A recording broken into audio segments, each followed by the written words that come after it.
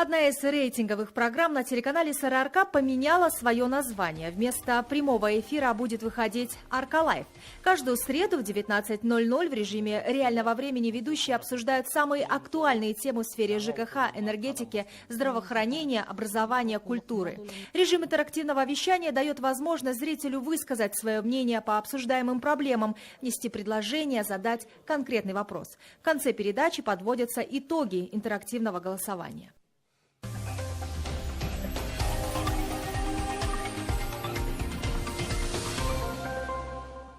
Премьера «Арка Лайв» состоялась вчера. В ней обсуждали, какие новшества ждут школьников в новом учебном году. У передачи новые ведущие. На казахском языке Бутабек Телегенов, на русском Азиля Джумабекова. Она автор и других интересных программ. Название говорит само за себя. Это сокращенно от нашего телеканала «Арка» и «Лайв», потому что программа будет выходить в прямом эфире. В студии мы будем обсуждать самые актуальные темы, которые волнуют зрителей всех слоев населения. Первая тема будет посвящена готовности Караганинской области к отопительному сезону.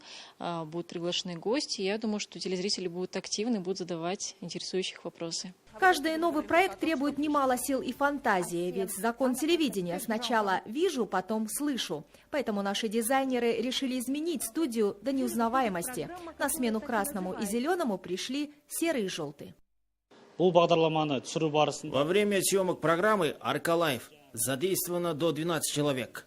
Это операторы, режиссер, звукоинженеры и декораторы. В новом телевизионном сезоне на телеканале СРРК останутся уже полюбившиеся зрителю телепередачи. Расскажем и покажем Уакыт КЗ, в интересах людей, это наша с тобой биография и многие другие.